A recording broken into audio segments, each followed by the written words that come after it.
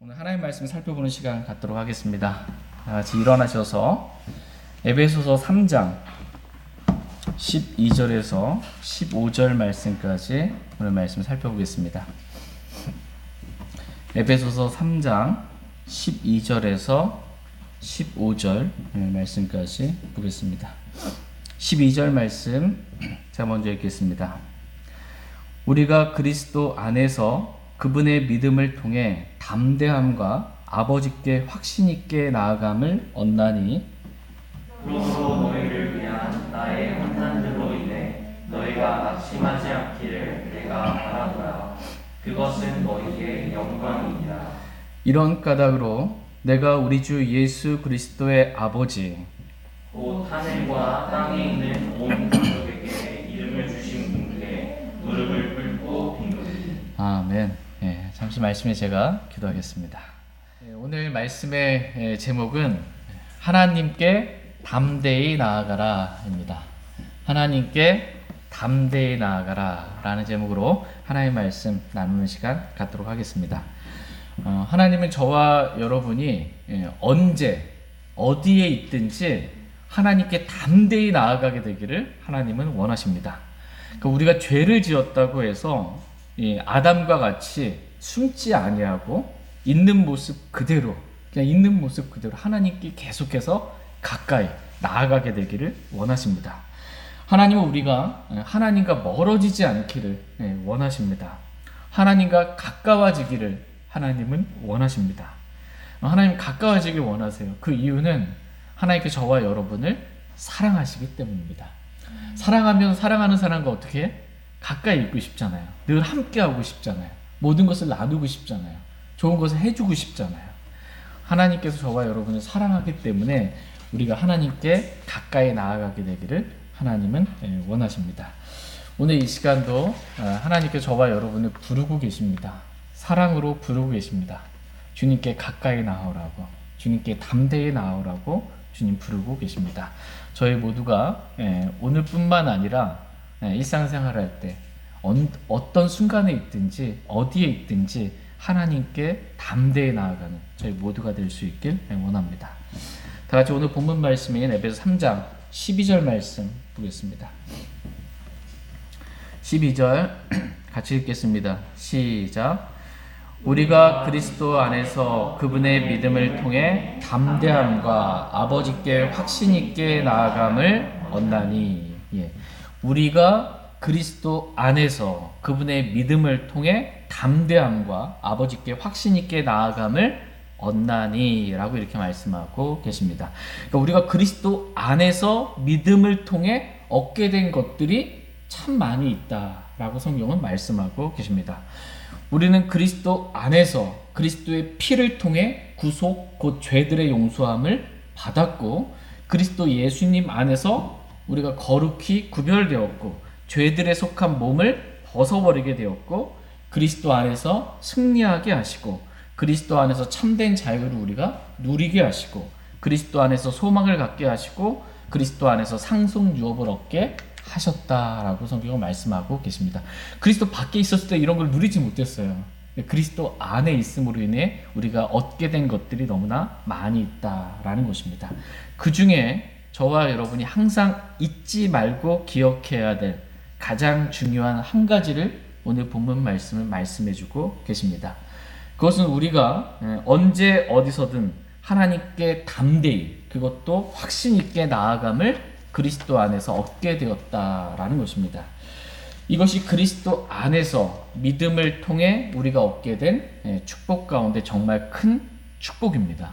하나님께 담대히 언제든지 나아갈 수 있게 됐다. 이거 엄청난 축복이에요. 그리스도 안에서 얻게 돼. 왜냐하면 구약시대 때 여러분 생각해 보세요. 구약시대 때 함부로 하나님께 나아갈 수가 있었습니까? 함부로 하나님께 나아갈 수가 없었습니다. 여러분 시내산에서 율법 받을 때 있죠. 시내산에 있을 때 이스라엘 백성이 그 산에 닿기만 하면 짐승이든지 사람이든지 하나님이 임재하신, 거룩한 하나님이 임재하신 그곳에 누구든지 닿기만 하면 다 죽는다 그랬어요. 두려움 가운데 하나님께 나아갈 수가 없는 거예요. 두려워서.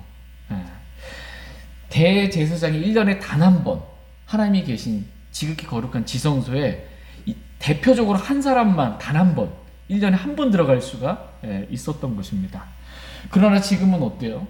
예수 그리스도의 피를 통해 우리가 언제든지 하나님 앞에 담대하게 나아갈 수 있는 그 길이 열리게 된 것입니다. 다 같이 히브리서 10장 19절 20절 말씀 보겠습니다. 히브리서 10장 19절 20절 말씀. 히브리서 10장 19절 20절 말씀. 19절 말씀 제가 먼저 읽겠습니다. 그러므로 형제들아 우리가 예수님의 피에 의거하여 새롭고 살아있는 길로 지성소에 들어갈 담대함을 얻었는데 이 길은 그분께서 우리를 위하여 행한 곧 자기 육체를 통해 거룩히 구분하신 것입니다. 아멘. 예. 우리가 예수님의 피에 의거하여 피 없으면 못 들어가는 거예요. 예수님의 피, 죄 없으신 피, 하나님의 피, 그 피에 의거하여 새롭고 살아있는 길로 지성소에 들어갈 담대함을 얻었다. 이렇게 말씀하고 계십니다. 그냥 잘못하면 지성소 들어갔다가 다 죽는 거예요. 구약시대 때는 다 죽는 건데 지금 예수님의 피에 의거해서 지성소에 들어갈 지극히 거룩한 장소, 하나님의 임재가 가득한 것, 주님을 만나러 들어갈 수 있는 새롭고 살아있는 길이 열리게 되었다라고 이렇게 말씀해주고 계십니다. 이 길은 예수 그리스도께서 우리를 위하여, 저와 여러분들을 위하여 휘장, 곧 자기 육체를 통해 거룩히 구분하신 길이다라고 말씀하고 계십니다. 예수님 십자가에 못 박혀 피 흘려 죽으실 때 그때 예수님이 육체가 찢어지셨잖아요.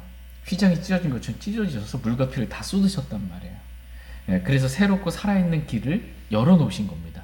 그래서 그 길을 통해서 우리가 언제든지 하나님 앞에 담대하게 나아갈 수 있는 길이 열리게 된 것입니다.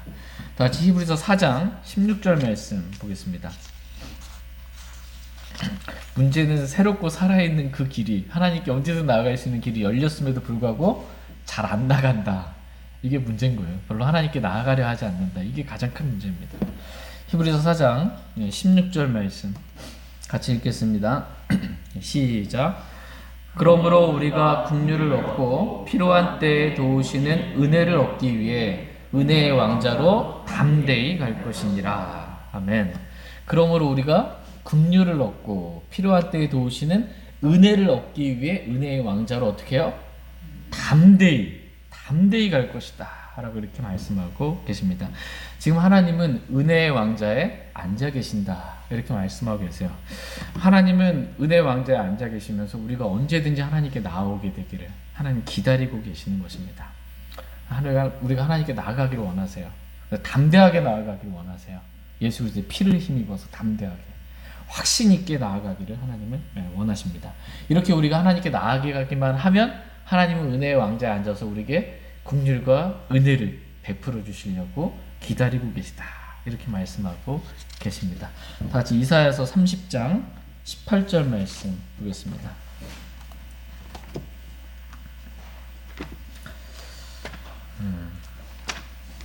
이사야서 30장 18절 말씀.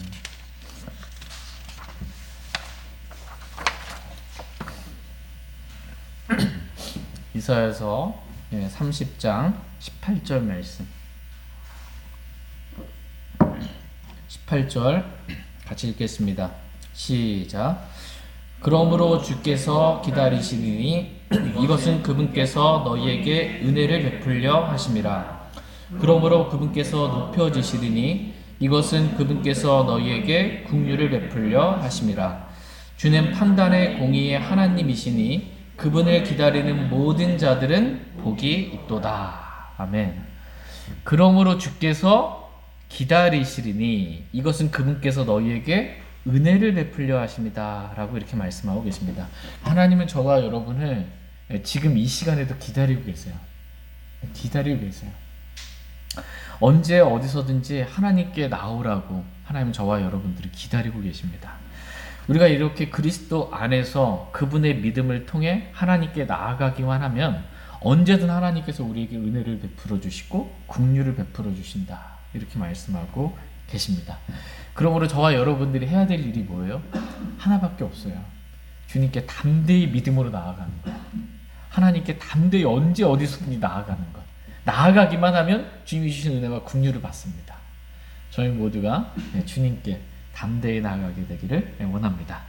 그럼 모든 문제를 다 해결받아요. 우리가 이 세상 삶을 살면서 때론 죄를 지을 수 있고 육신 가운데 살아갈 때가 있고 탐욕의 우상숭배 가운데 그렇게 살 수가 있고 음행의 길 가운데 걸을 수도 있습니다.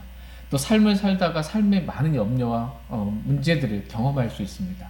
근데 그러한 모든 것들을 내 스스로의 힘으로 해결할 수가 없어요. 여러분, 죄의 문제를 해결할 수 있어요? 이거 어떻게 해결해요? 하나님께 나아가 해결받습니다. 그러니까 있는 모습 그대로 하나님께 가기만 하면 모든 문제는 다 해결받습니다. 그러므로 주님은 하나님께서 계속 나오라고 하는 거예요. 주님과 멀어지지 말고 계속 주님께만 가까이 나오라 라고 말씀하십니다. 낙심하지 말라 이렇게 주님 말씀하고 계십니다. 다시 에베소 3장 13절 말씀 보겠습니다. 에베소 3장 13절 말씀 같이 읽겠습니다. 에베소 3장 13절 시작. 그러므로 너희를 위한 나의 환난들로 인해 너희가 낙심하지 않기를 내가 바라노라. 그것은 너희의 영광이니라. 아멘. 우리가 그리스도 안에서 그분의 믿음을 통해 하나님께 담대히 확신 있게 나아가기만 하면 모든 문제는 해결됩니다. 그러므로 너희를 위한 나의 환난들로 인해 너희가 낙심하지 않기를 내가 바라노라 라고 이렇게 기록하고 있습니다. 하나님은 저와 여러분이 낙심하지 않기를 원하십니다. 오늘 제가 찬양 몇 곡 불렀잖아요. 하나님께. 거기도 보면 낙심하지 말라라는 가사들이 있습니다. 하나님께서 오늘 저희들에게 원하시는 것은 우리의 육신으로 인해서든 우리의 삶의 어떤 문제로 인해서든 나 때문이든 누구 때문이든 낙심하지 않게 되기를 하나님은 원하십니다. 우리가 어떠한 죄를 지었든 우리가 얼마나 육신적이고 세상적이고 탐욕적이든 하나님 우리가 낙심하지 않게 되기를 원하십니다. 왜 낙심하지 않아요? 하나님께 나아가기만 하면 하나님이 은혜를 베풀어 주시고 긍휼을 베풀어 주시고 모든 문제를 다 해결해 주시기 때문입니다. 사도 바울은 혹여라도 너희를 위해 자신이 받은 환난들로 인해 너희가 낙심하지 않게 되기를 바라노라 라고 이렇게 말하고 있습니다. 지금 사도 바울은 로마 감옥에 갇혀 있습니다. 복음을 전하다가 주 예수 그리스도를 증거하다가 진리의 말씀과 교리를 전하다가 많은 환난을 당하고 지금 감옥에 갇히게 된 것입니다. 이 많은 환난들로 인해 너희를 위해 받은 거예요. 교회를 위해, 형제들을 위해 받은 이런 환난들로 인해 성도들이 낙심하지 않게 되기를 바랬던 것입니다. 왜냐하면 이 사도 바울이 막 엄청 맞기도 하고요, 그죠? 감옥에 갇혀 있는 예수님 믿으면 저런 환난과 고난을 당하는구나. 이게 정말 나도 예수님 괜히 믿었다가 이렇게 이러한 어려움들 당하는 거 아닌가라는 마음 가운데 뒤로 물러날 수 있고 낙심할 수 있기 때문에 그렇게 되지 않기를 바란다라는 것입니다. 이렇게 낙심하지 않고 도리어 이러한 환난들로 인해 고난으로 인해 정말 영광이 이루어진다라는 것을 새롭게 알게 되기를 하나님은 원하십니다. 다 같이 고린도후서 4장 17절 말씀 보겠습니다. 실제로 사도 바울이 이렇게 감옥에 갇히고 환난을 당한 것으로 인해 그것을 바라봤던 성도들이 뒤로 물러나거나 이렇게 낙심한 것이 아니고 더 확신 있게 담대함을 가지고 주님을 선포했던 것을 보게 됩니다. 고린도후서 4장 17절 말씀 보겠습니다. 17절 말씀. 고린도후서 4장 17절 같이 읽겠습니다. 시작. 이는 단지 잠시 존재하는 우리의 가벼운 고난이 우리를 위해 훨씬 더 뛰어나고 영원한 영광에 무거운 것을 이루기 때문이라. 이는 단지 잠시 존재하는 우리의 가벼운 고난이 우리를 위해 훨씬 더 뛰어나고 영원한 영광에 무거운 것을 이룬다. 이렇게 말씀하고 계십니다. 그러니까 고난이 고난으로 그냥 끝나는 것이 아니고 고난이 영광을 이룬다. 이렇게 말씀하고 계십니다. 고난은 잠시인데 영광은 또한 영원하다. 이렇게 성경은 말씀하고 계십니다. 고난은 우리가 받게 될 영광의 무거운 것에 비하면 가벼운 그러한 고난이다라는 것입니다. 그러므로 그리스도로 인해 또 진리의 말씀으로 인해 형제의 사랑으로 인해 많은 환난을 당한다 할지라도 하나님은 저와 여러분이 낙심하지 않게 되기를 원하십니다. 그것이 곧 우리의 영광이 될 것이기 때문에 도리어 기뻐하라고 주님 말씀하고 계십니다. 다 같이 베드로전서 4장 말씀 보겠습니다. 우리가 받는 고난, 환난 이것들이 우리에게 영광이 될 것이기 때문에 기뻐하라 이렇게 말씀하십니다. 베드로전서 4장 12절에서 14절 말씀 보겠습니다. 12절에서 14절 12절 제가 먼저 읽겠습니다. 사랑하는 자들아 너희를 단련하려고 오는 불같은 시련에 관하여는 마치 이상한 어떤 일이 너희에게 일어난 것 같이 이상히 여기지 말고 오히려 너희가 그리스도의 고난에 참여하는 자가 되었으므로 기뻐하라. 이것은 그분의 영광이 드러날 때 너희가 넘치는 기쁨으로 또한 즐거워하게 하려 함이니라. 너희가 그리스도의 이름으로 인해 모욕을 당하면 행복하니 이는 영광의 영 곧 하나님의 영께서 너희 위에 머물러 계시기 때문이라. 그들 편에서는 그분께서 비방을 받으시나 너희 편에서는 영광을 받으시느니라. 아멘. 12절 말씀을 보면 시련이 왜 오는가 라고 했을 때 성경은 우리를 단련하려고 온다라고 말씀하고 계십니다. 너희를 단련하려고 오는 불같은 시련이라고 말씀하십니다. 저와 여러분이 삶을 살면서 시련을 당할 때가 있어요. 그 시련이 오는 목적이 뭐예요? 우리를 단련하려고 불같은 시련이 온다라는 것입니다.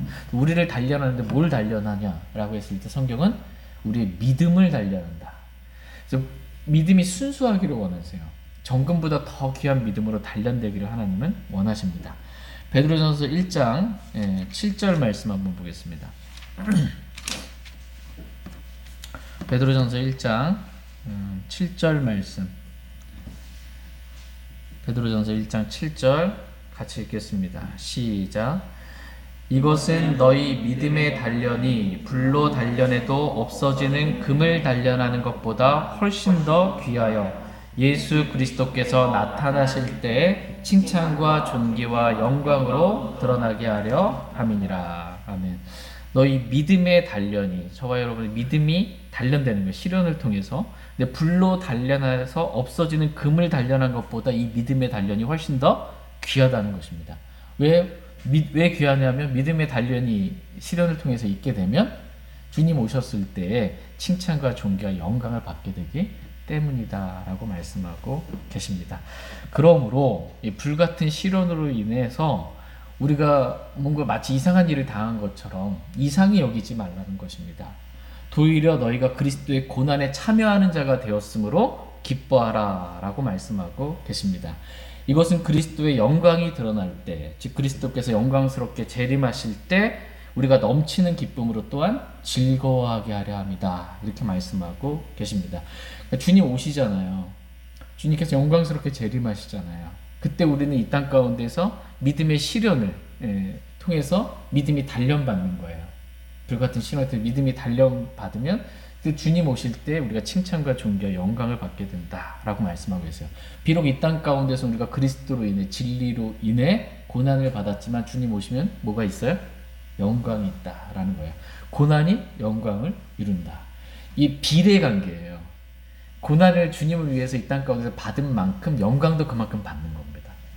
저와 여러분이 정말 주님으로 인해 받게 되는 이 시련들, 이것들로 이상히 여기지 않고 도리어 우리가 그리스도의 고난에 참여하는 자가 되었으므로 기뻐할 수 있기를 원합니다.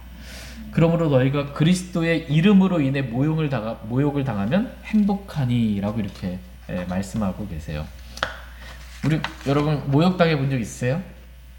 뭐 이렇게 살다가 모욕당하면 행복하지 않아요. 그런데 그리스도의 이름으로 인해 모욕당하면 행복하다 이렇게 말씀하고 계십니다. 우리가 잘못해서 모욕당하면 기쁘지 않습니다. 그러나 우리가 그리스도의 이름으로 인해 모욕을 당하면 행복하다라고 말씀하십니다. 이는 영광의 영, 곧 하나님의 영께서 우리 위에 머물러 계시기 때문이다라고 말씀하십니다. 하나님의 영께서 우리가 예수 그리스도의 이름으로 인해 모욕을 당할 때 우리 위에 머물러 계세요. 주님의 임재가 있는 거예요. 주님의 임재를 누리는 것입니다. 그들 편에서는 그분께서 비방을 받으시나 우리 편에서는 영광을 받으신다. 이렇게 성경은 말씀하고 계십니다. 그러므로 우리는 행복한 자다라고 성경은 말씀하고 계십니다. 왜 행복해요? 주님의 임재가 있잖아요. 영광의 영. 그분께서 우리 위에 머물러 계신 주님의 임재를 누리는 거예요. 얼마나 행복합니까? 또 주님께서 우리를 통해 영광을 받으시는 거예요. 그래서 우리는 행복하다라고 말씀하고 계십니다. 저희 모두가 예수 그리스도의 이름으로 인해 모욕을 당하는 그런 행복을 다 누릴 수 있기를 원합니다. 모욕을 피하지 않기를 원합니다. 진리로 인해 비방받고 주님으로 인해 모욕당하고 이것이 도리어 기뻐하기를 원합니다. 같이 에베소서 3장 14절 15절 말씀 보겠습니다. 에베소서 3장 14절 15절입니다. 14절 제가 먼저 읽겠습니다. 이런 까닭으로 내가 우리 주 예수 그리스도의 아버지 곧 하늘과 땅에 있는 온 가족에게 이름을 주신 분께 무릎을 꿇고 비노니. 네, 이런 까닭으로 너희를 위한 나의 환난들로 인해 너희가 낙심하지 않기를 내가 바라기 때문에 이런 까닭으로 내가 우리 주 예수 그리스도의 아버지 곧 하늘과 땅에 있는 온 가족의 이름을 주신 분께 무릎을 꿇고 빈다라는 것입니다. 무릎을 꿇고 지금 사도 바울이 기도한다라고 이렇게 말씀하고 계세요. 5가지 기도 제목이 쭉 이제 나와요. 그 5가지 기도 제목, 무릎을 꿇고 사도 바울이 기도했던, 낙심하지 않고 정말 그들이 이렇게 되기를 바랍니다 라고 기도했던 5가지에 대해서는 다음 시간에 저희가 살펴보도록 하겠습니다. 여기서 보면 기도할 때 사도 바울이 어떻게 기도했어요? 기도의 자세가 무릎을 꿇고 그렇게 기도했다라는 것을 볼 수 있습니다. 그러니까 기도에 있어서 가장 좋은 자세가 뭐냐라고 했을 때 성경은 무릎을 꿇고 기도하는 것이다 라고 말씀하십니다.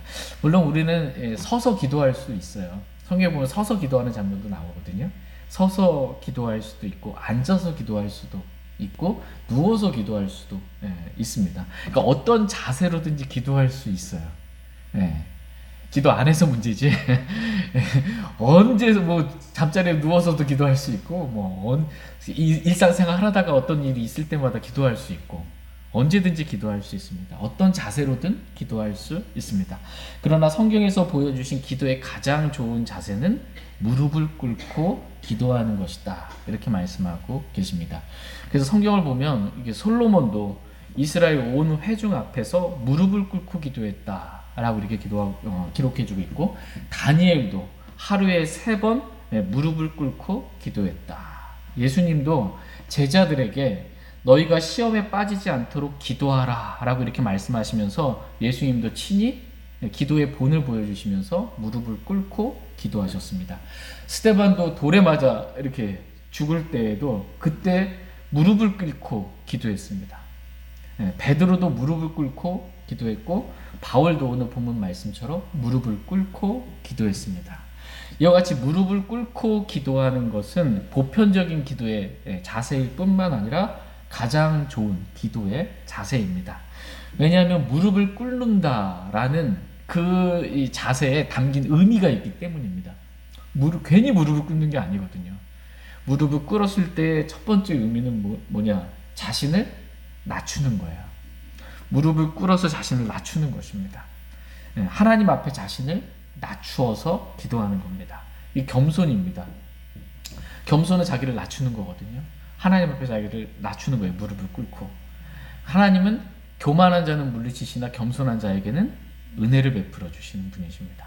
그러니까 우리가 무릎을 꿇고 하나님 앞에 우리 자신을 낮추어서 겸손하게 기도할 때 하나님께서는 은혜를 베풀어 주시는 그러한 분이십니다. 이렇게 기도는 하나님 앞에 우리 자신을 낮추어서 겸손하게 기도해야 한다라고 주님 말씀하고 계십니다. 그 자세가 무릎을 꿇는 거예요. 두 번째 무릎을 꿇는다라는 것은 간절함을 말해주고 있습니다.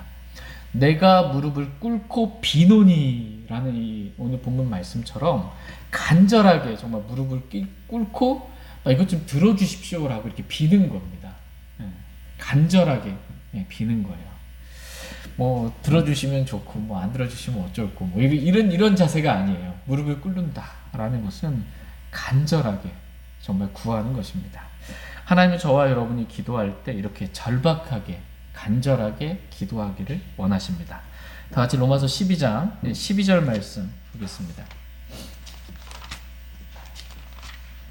로마서 12장 12절 말씀 보겠습니다.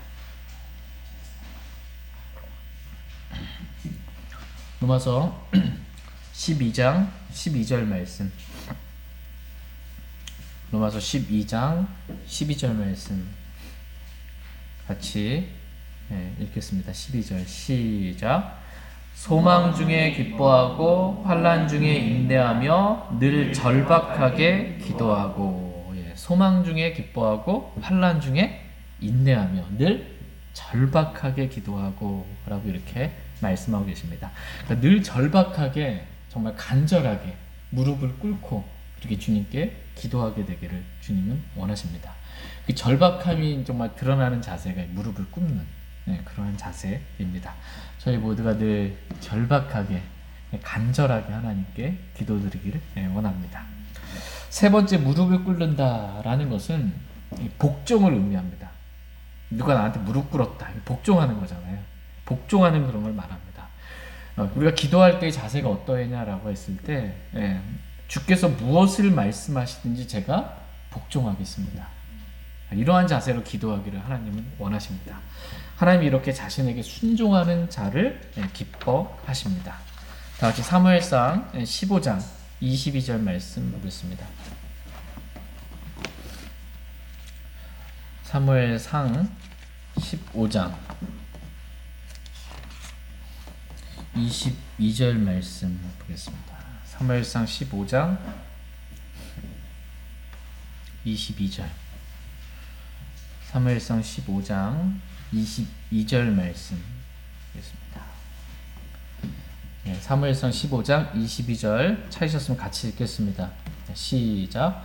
사무엘이 이르되 주께서 번제 업물과 희생물을 주의 음성에 순종하는 것만큼 크게 기뻐하시나이까.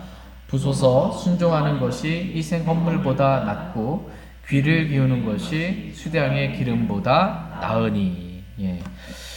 주 하나님은 우리가 주의 음성에 순종하는 것을 기뻐하시는 분이십니다.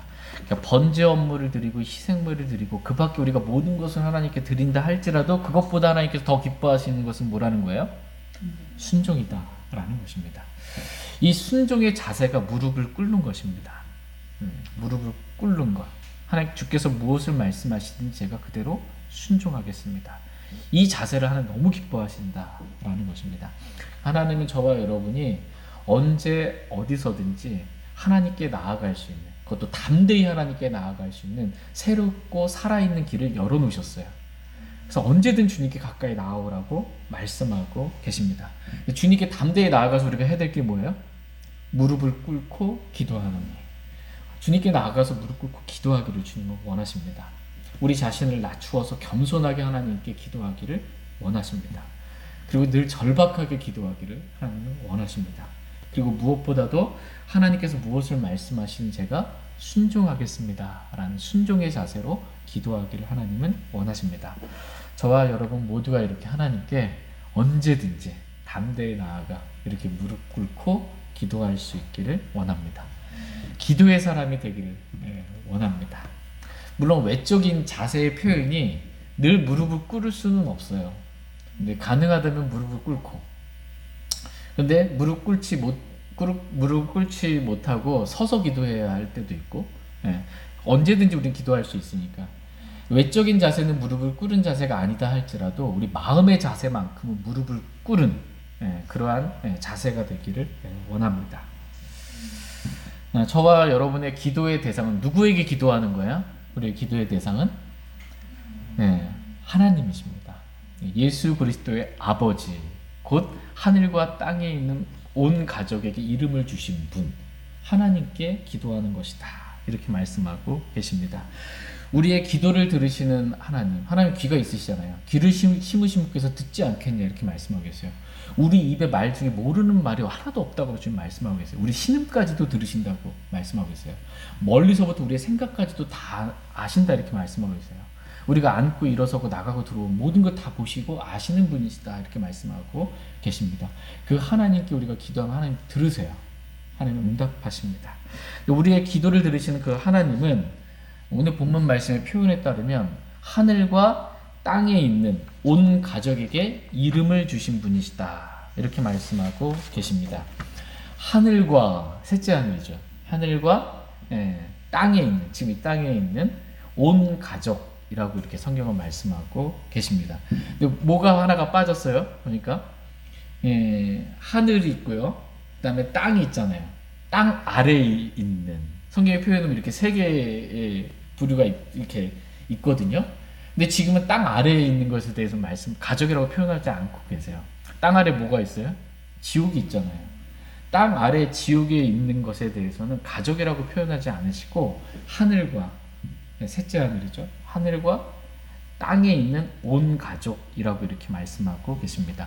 땅 아래 지옥에 있는 가족은 하나님의 가족이 아니고 마귀의 가족이죠. 지옥에 있는 마귀의 가족들입니다. 어떤 분들은 이 성경 구절을 가지고 모든 사람은 다 하나님의 가족이다 이렇게 표현하려고 합니다. 성경 그 말씀하고 있지 않아요. 땅 아래 지옥에 있는 사람들, 이 땅에 있지만 여전히 거듭나지 않은, 구원받지 않은 사람들은 너희 아비 마귀에게서 나서 너희 아비 마귀의 욕망을 따라 행하는 그런 말씀처럼 거듭나지 않으면, 하나님의 자녀로 다시 태어나지 않으면 그는 마귀의 자녀들입니다. 그러니까 모두가 다 구원받지 않은 사람도 하나님의 가족이다. 이건 종교 통합론자들이나 하는 얘기고 절대 성경 그 말씀을 하고 계시지 않습니다. 하늘과 땅에 있는 온 가족, 하나님의 가족입니다.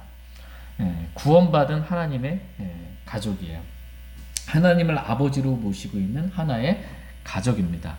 근데 하나님의 가족 중에 구원받은 사람들 중에서 지금 죽어서 셋째 하늘에 있는 가족이 있고, 지금 현재 땅에 살아있는 하나님의 가족도 있다라는 것입니다.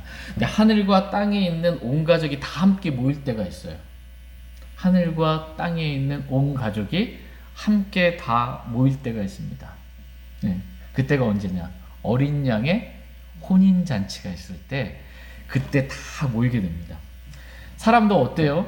평소 때는 잘 안 보이다가 결혼식 있다 그러면 뭐 아무리 멀리 있어도 차 대절해서라도, 지금 요즘 코로나 때문에 잘 못 모이지만 그래도 일반적으로 결혼식이 다 모이는 거예요.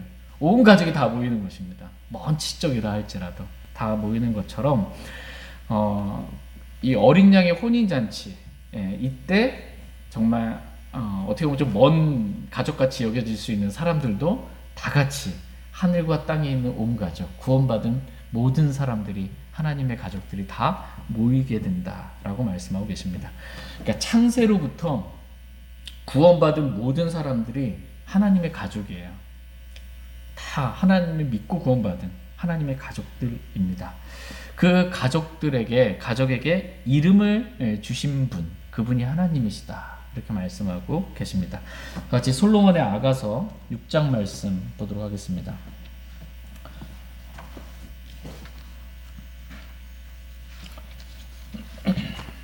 솔로몬의 아가 6장 8절 9절 말씀 보겠습니다.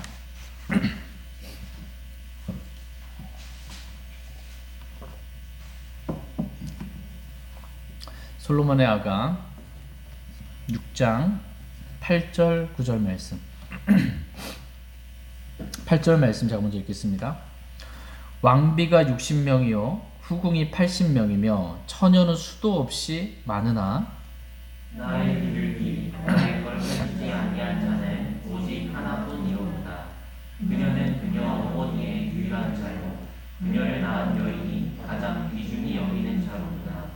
날들이 그녀를 보고 축복하였으며 참으로 왕비들과 후궁들이 그녀를 칭찬하였도다. 아멘.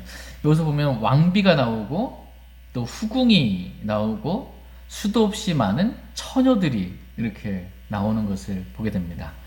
그러나 나의 비둘기 나의 더럽혀지지 아니한 자는 오직 하나뿐이다 이렇게 말씀하고 계십니다. 이 솔로몬 왕의 더럽혀지지 않은 그 솔로몬은 예수 그리스도를 예표하잖아요. 그렇죠? 예수 그리스도를 예표하는 그의 신부 더럽혀지지 않은 그 이방 여인 술람 및 처녀 교회를 예표합니다. 근데 여기 보면 이 왕비들과 후궁들도 칭찬하는 오직 하나뿐인 처녀, 이 처녀는 예수 그리스도의 신부인 교회를 지금 예표적으로 말씀해주고 있습니다. 교회가 어린 양이신 예수 그리스도의 신부로서 어린 양의 혼인 잔치에서 한 처녀로 이렇게 등장하게 될 것입니다. 한 처녀예요. 어린 양이신 예수 그리스도, 신랑이 예수 그리스도세요. 신부는 교회다라고 말씀하고 계십니다. 같이 고린도 후서 11장 2절 말씀 보겠습니다.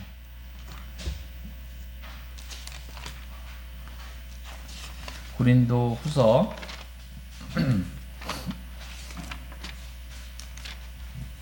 11장 2절 말씀.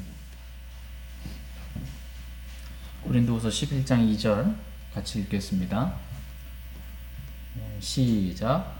내가 하나님께 속한 질투로 너희에 대해 질투하노니 이는 내가 너희를 순결한 한 처녀로 그리스도께 드리기 위해 너희를 한 남편과 정혼시켰기 때문이라. 내가 너희를, 교회죠, 순결한 한 처녀로 그리스도께 드리기 위해 너희를 한 남편, 누구예요?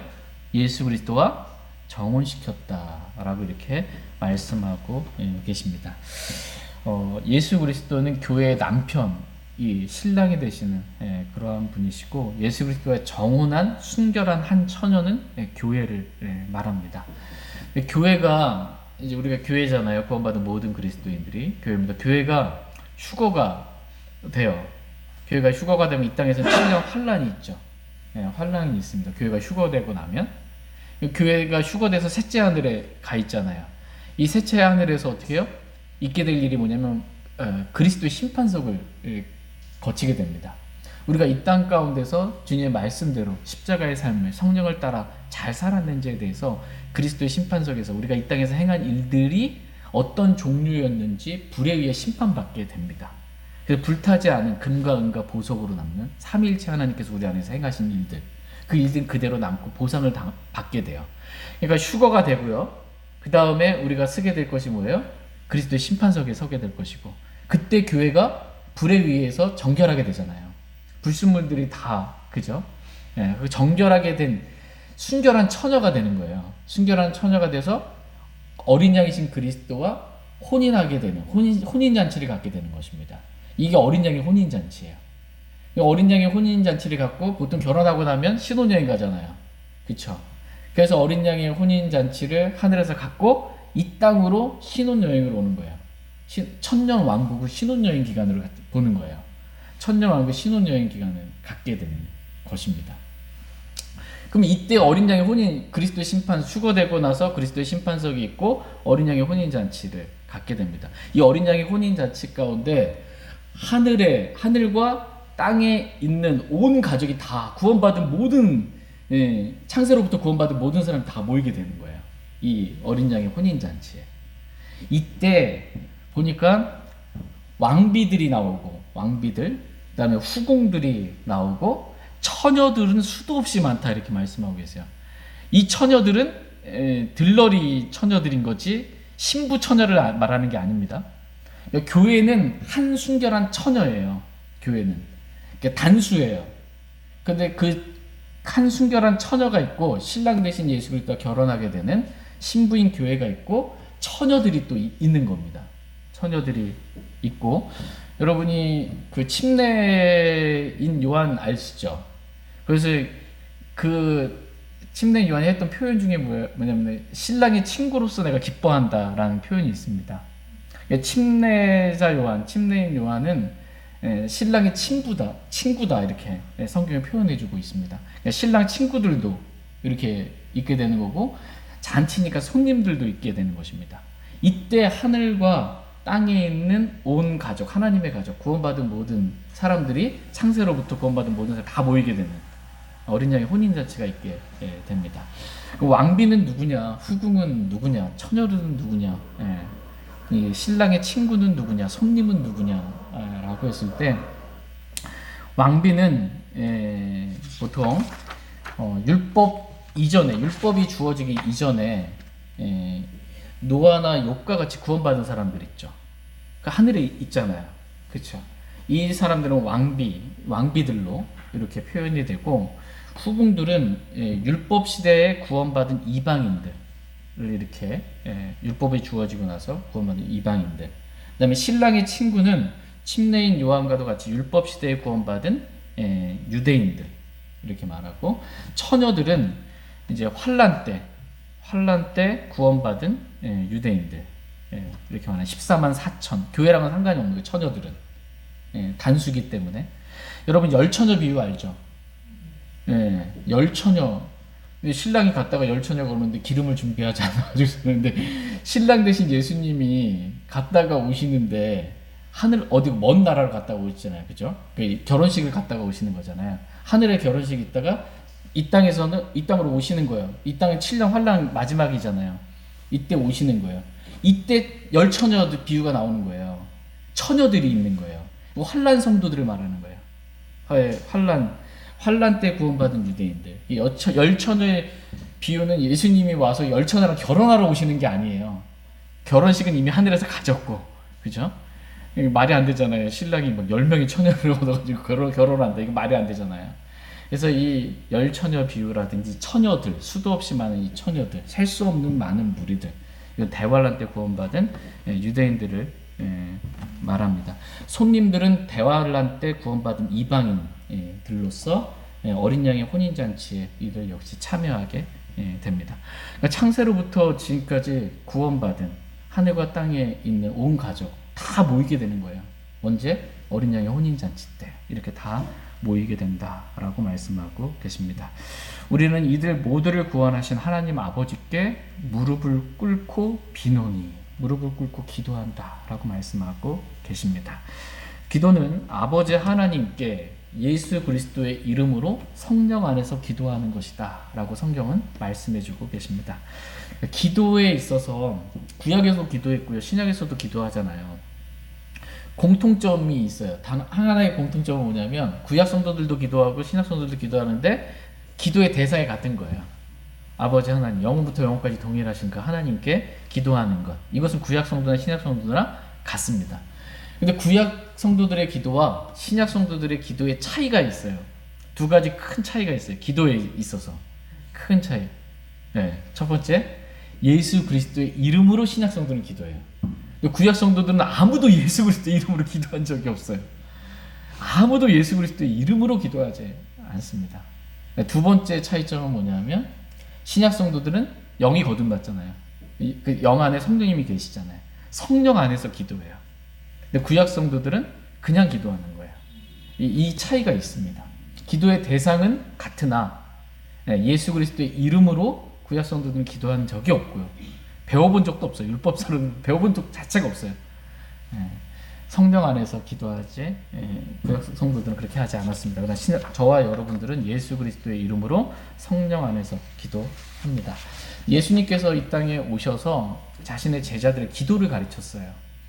자신의 다른 제자들의 기도를 가르치면서 예수 그리스도의 이름으로, 내 이름으로 기도하라고 그렇게 가르쳐 주셨습니다. 다시 요한복음 16장 24절 말씀 보겠습니다.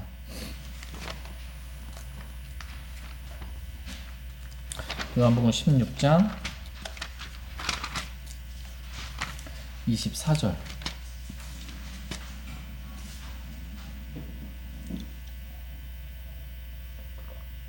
요한복음 16장 24절 말씀 같이 읽겠습니다. 시작.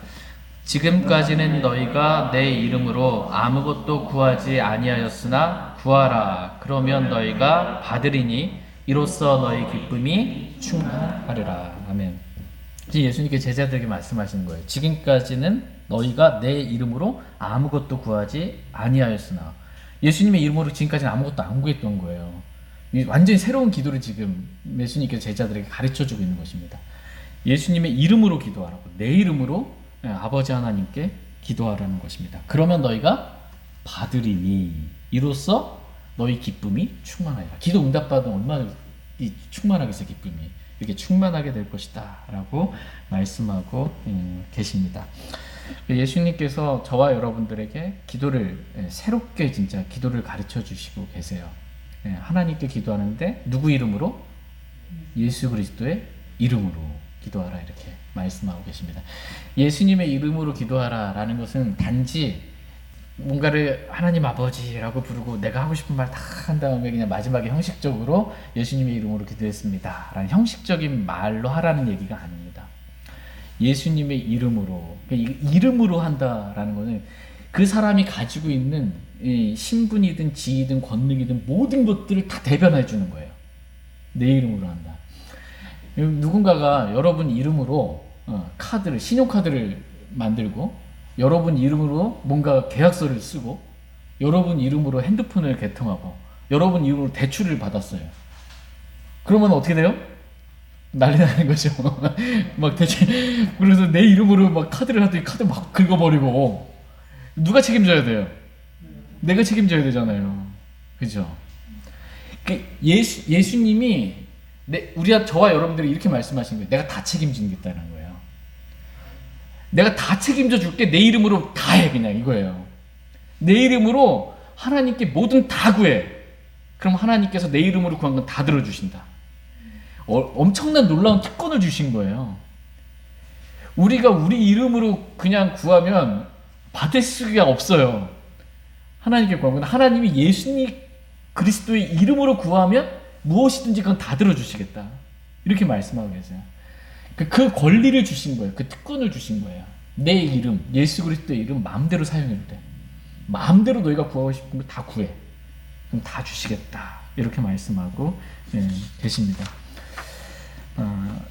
이렇게 예수 그리스도의 이름으로 저와 여러분이 하나님께 구하게 되기를 주님 원하십니다.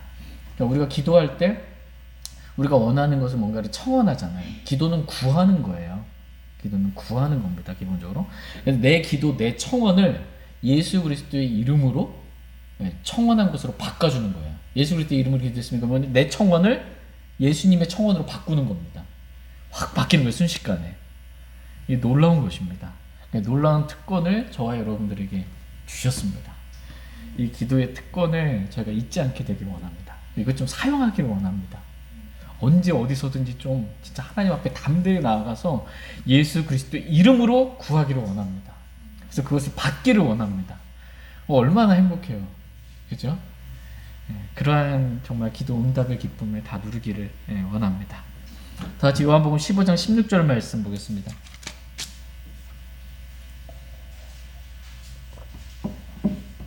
다 같이 요한복음 15장 16절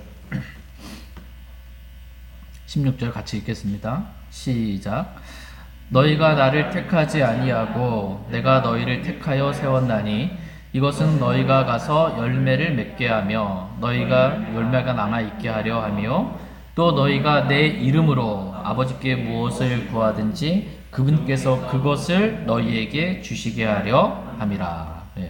또 너희가 내 이름으로 아버지께 무엇을 구하든지 그분께서, 예수님의 이름으로 아버지께 구하면 그분께서, 아버지께서 그것을 너희에게 어떻게 해요? 주게 하려 함이다 라고 말씀하고 계세요. 이렇게 무엇이든지 아버지께서 주세요. 어떻게 하면? 예수님의 이름으로 구하기만 하면. 그렇게 해주신다라는 것입니다. 예수 그리스도의 이름으로 구하기만 하면 아버지께서는 다 주신다. 100% 기도 응답의 보증을 주신 거예요. 지금 하나님 아버지께 예수 그리스도의 이름으로 구하면 하나님께서는 다 주신다. 정말 놀라운 약속의 말씀을 저와 여러분들에게 해주고 계십니다. 정말 놀라운 기도의 특권을 저와 여러분들은 받았습니다. 이러한 특권을 저희가 잘 사용하기를 원합니다. 그런데 왜 주님 저 구했는데도 안 받을 때 왜 이렇게 예수 그리스도 이름으로 구했는데도 이렇게 안 주실 때가 있으신가요? 라고 했을 때 성경은 첫 번째, 너희가 정욕에 쓰려고 잘못 구했기 때문에. 구하여도 받지 못하면 내가 정욕에 쓰려고 잘못 구했기 때문에 받지 못하는 것이다 라는 것이고, 두 번째로는 뭐냐면 하나님의 뜻대로 무엇이든지 구하면 그분께서 주신다라는 거예요. 하나님의 뜻대로 구해야 되는데 하나님의 뜻에 벗어나서 내 뜻대로 구하면, 예수 그리스도의 이름으로 아무리 구해도 하나님의 뜻에서 벗어나면은 그건 응답받을 수가 없다라고 이렇게 말씀하고 계십니다. 또 세 번째는 시기에 모든 것에 다 때가 있다. 심을 때가 있고 거둘 때가 있고 모든 것에 때가 있는데 기도했고 응답받을 때가 있는 거예요. 예, 그것이 이루어질 때, 이 세 가지가 있습니다. 즉시로 뭔가 이루어지지 않는 이유는 정욕에 쓰려고 잘못 구하고 하나님의 뜻대로 구하지 않고 그것이 아직 주님의 때가 아니기 때문에, 이 세 가지를 제외한 모든 것들은 다 예수 그리스도 이름으로 구하면 무엇이든지 하나님께서 다 주신다. 예, 이렇게 말씀하고 계십니다. 그러므로 하나님께 담대히 나아가라는 거예요. 언제 어디서든지 담대히 하나님께 나아가게 되기를 하나님을 원하십니다. 그리고 하나님께 나아가서 무릎을 꿇고 기도하라고 주님 말씀하고 계십니다. 그럼 하나님께서 다 응답해 주시겠다 이렇게 말씀하고 계십니다. 저희 모두가 예수 그리스도의 이름으로 성령 안에서 하나님께 늘 기도하기를 원합니다. 그래서 기도 응답의 기쁨을 저희가 다 누리며 살 수 있길 원합니다.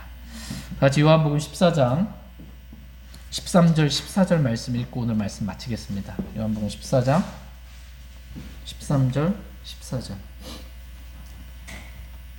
요한복음 14장 13절 14절입니다. 13절. 너희가 내 이름으로 무엇을 구하든지 내가 그것을 행하리니 이것은 아버지께서 아들 안에서 영광을 받으시게 하려 함이라. 너희가 내 이름으로 무엇이든지 구하면 내가 그것을 행하리라. 네, 지금 반복적으로 두 번에 걸쳐서 말씀해주고 있는 말씀이 있죠. 너희가 내 이름으로 무엇이든지 구하면 내가 그것을 행하리라 라고 반복적으로 말씀하고 계십니다. 이거 확실한 보증이에요. 그러니까 하나님이 약속하신 확실한 보증입니다. 예수님의 이름으로만 구하면 반드시 그것이 이루어진다 라는 겁니다.